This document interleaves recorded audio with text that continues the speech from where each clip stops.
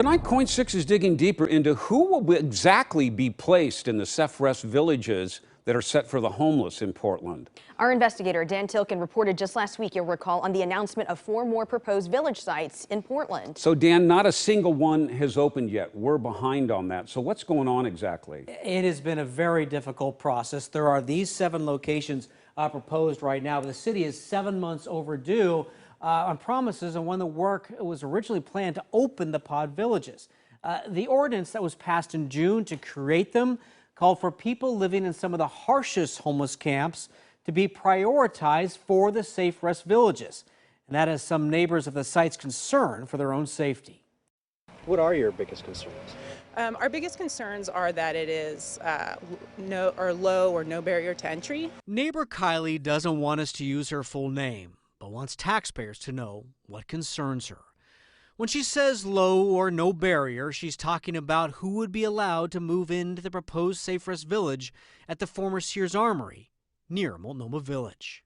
With 30 pods, it would look similar to the villages that already exist on Portland's Inner East Side and Old Town.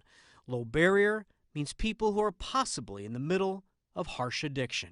Villagers don't have to be sober, and they don't have to be seeking mental health treatment if they're suffering from mental illness.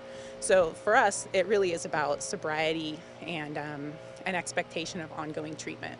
The criteria for who will be moved into Safe Rest villages is such a part of the plan that it's spelled out in the title of the ordinance that created Safe Rest villages.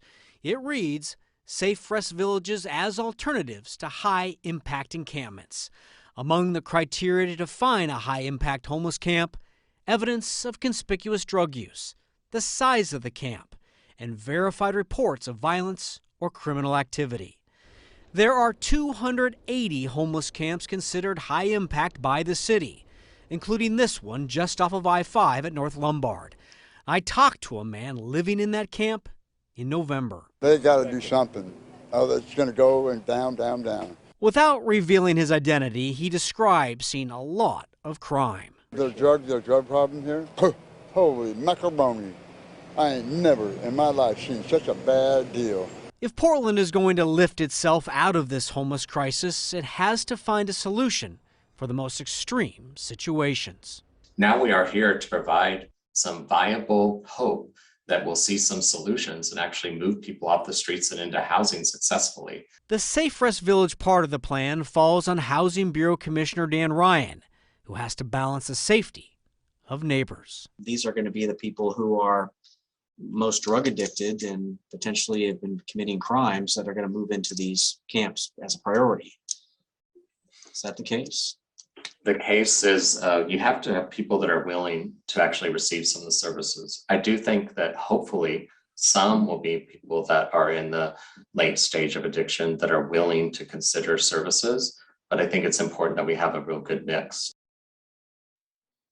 So to ease neighbors' concerns, the city's agreed to a 150-foot buffer zone around the Safe Rest villages, banning additional unsanctioned camping, because neighbors are concerned if you bring folks there and from high risk, then maybe their friends who are also high risk will come as well. And it would be a magnet. So Dan, I want to ask, so there are now 280 of these high impact camps, 280? That is new information we got today. In October, the number was 71. Somehow we have quadrupled that number and we don't know the answer. I've got questions like, how did we do that? We're still waiting to hear back.